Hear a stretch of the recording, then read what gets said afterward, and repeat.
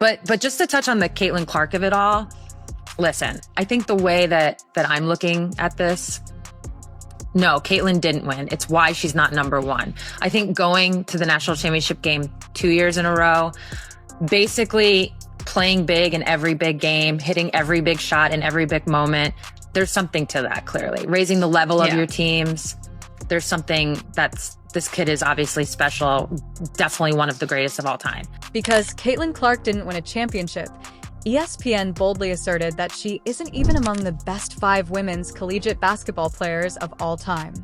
Connect. The other day, ESPN embarrassed itself again by trying to dismiss Caitlin Clark, but not dismissing her outright.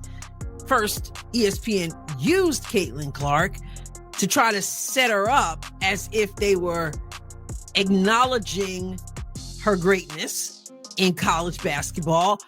But then ESPN flipped the script and then went on to try to diminish her. Notice I said try. However, WNBA legend Sue Bird has finally joined the conversation with a viewpoint so obvious and sensible that it puts an end to any disputes. Her interpretation of Clark's legacy not only questions, but also totally destroys ESPN's rankings. The best WNBA point guard of all time just resolved the Caitlin Clark controversy with a fantastic revelation that no one anticipated. Because ESPN had a list that they sold around Caitlin Clark's name, but then took her out of the top 5.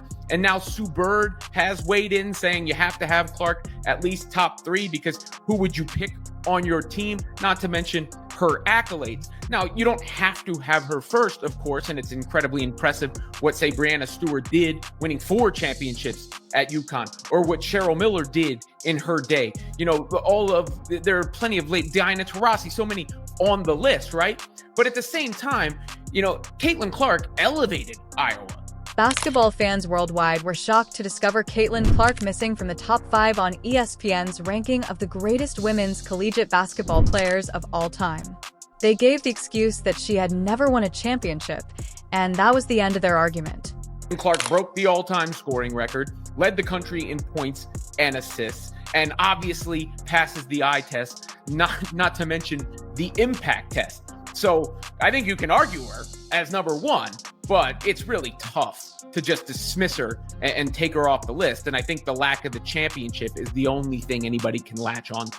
However, let's take a moment to be honest. Despite not having a roster full of McDonald's All-Americans, Caitlin Clark's resume speaks for itself. She is the all-time leading scorer in NCAA Division I basketball, not just in women's basketball, but in all of NCAA Division I. She broke 3-point and assist records, and her Iowa Hawkeyes made back-to-back appearances in championship games. However, ESPN somehow decided that without a championship ring, Clark's incredible individual accomplishments aren't enough. It's so cold it could freeze the sun. I think when I really look at lists like this, it's kind of like, do you go based on just resume, or do you go based on, if we had a draft, who would you take? And there's no way you're not taking Caitlin Clark in the top 5. And to me, there's no way you're not taking her in the top 3. So, and that's not, you know, a knock on anybody else. I just think that's the reality of it. Enter the suburb 4 times. WNBA champion, 5-time Olympic gold medalist, and regarded by many as one of the best point guards in basketball history, Sub's remarks about Caitlin Clark have completely changed the way that people talk about the game. In a video that is currently going viral, she completely reframed how we should measure greatness in college basketball. Let me share exactly what she said, just a touch on the Caitlin Clark of it all. From my perspective, the reason Caitlin didn't win is why she's not number 1. Going to the national championship game 2 years in a row, essentially playing big in every big game, hitting every big shot, and in every big moment, seems to me to indicate that your teams are performing at a higher level.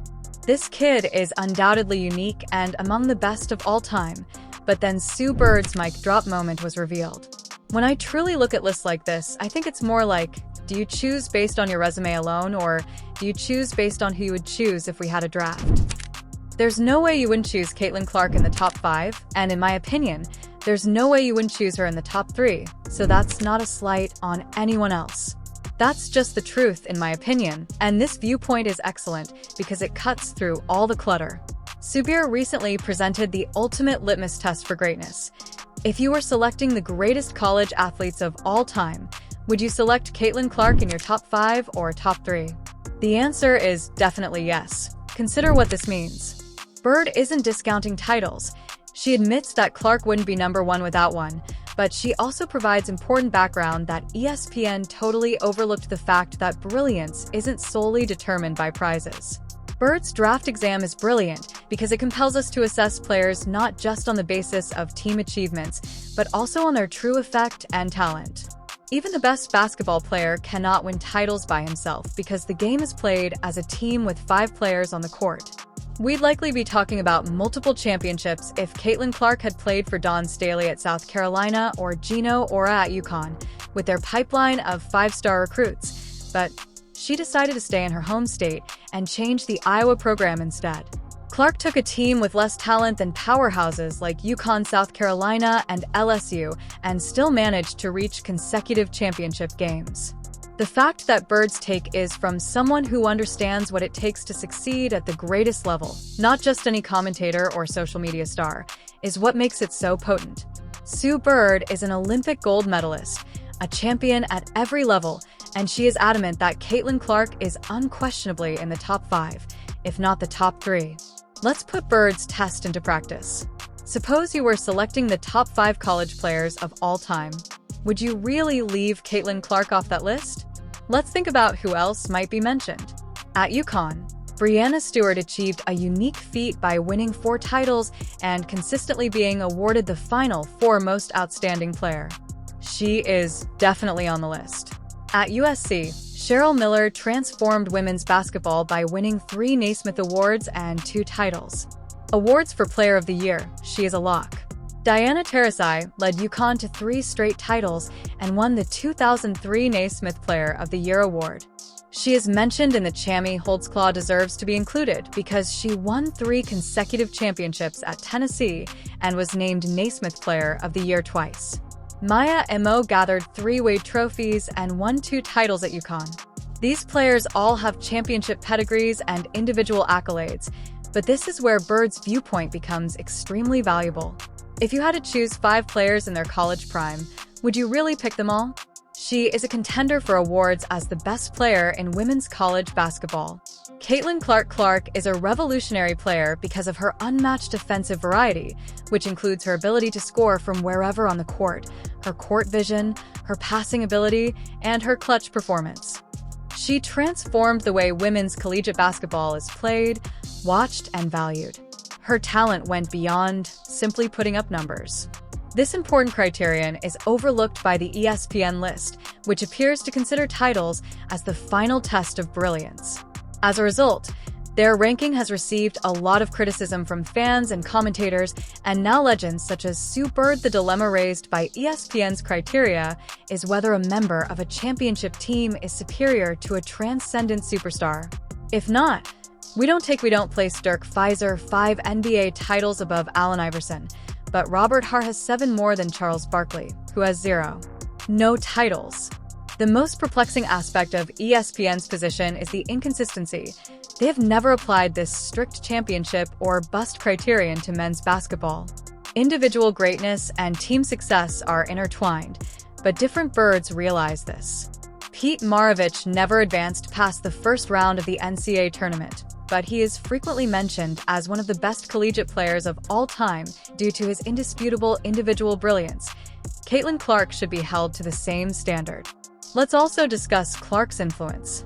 Beyond the numbers, Clark has completely changed the face of women's basketball. Since the championship game between Iowa and South Carolina, attendance records, broadcast ratings, and social media participation have all increased dramatically. Drew 18.7 million people, more than most NBA games, and even some NFL playoff games, even though Bird didn't specifically mention titles in his speech. Even South Carolina head coach Dawn Staley, who defeated Clark's Iowa team in the championship game, recognized Clark's transcendent impact.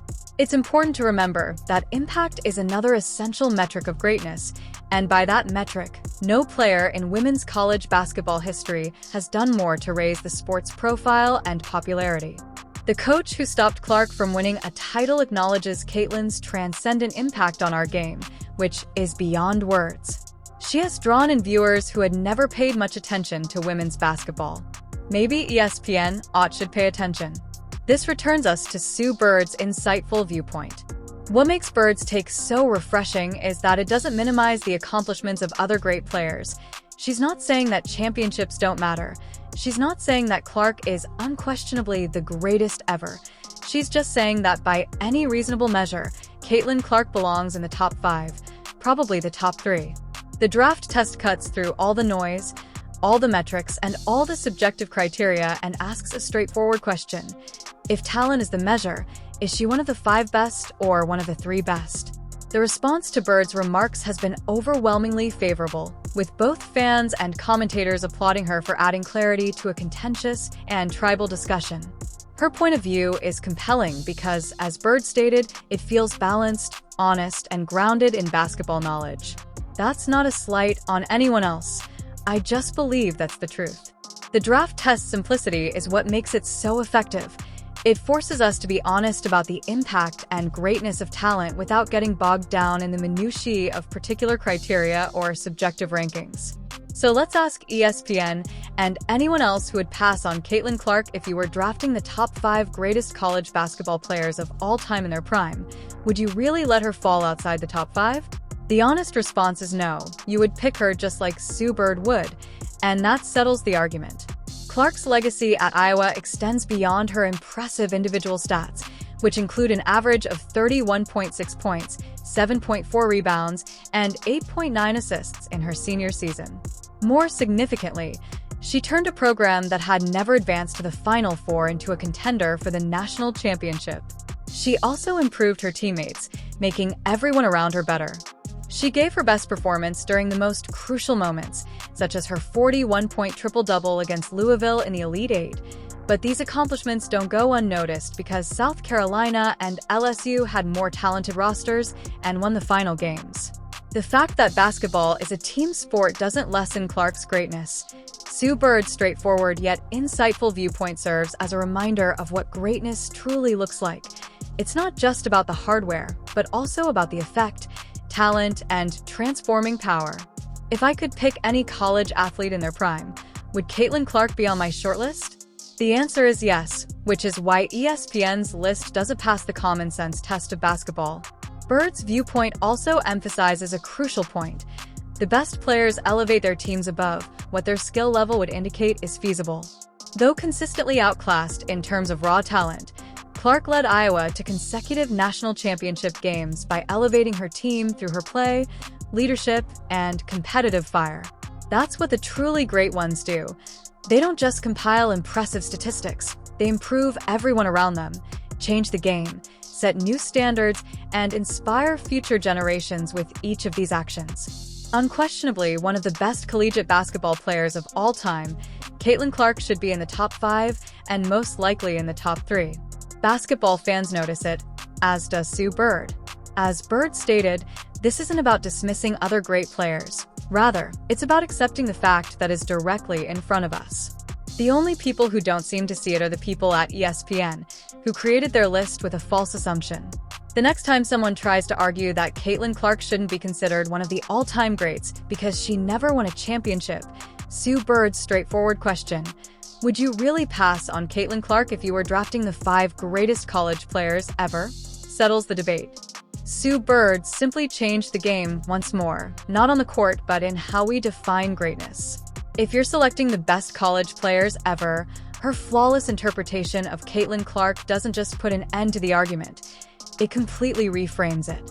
If you liked this breakdown, hit the like button and subscribe for more sports analysis that breaks through the clutter. Leave your thoughts in the comments section. Would you pick Caitlin Clark in your all-time draft? See you in the upcoming video.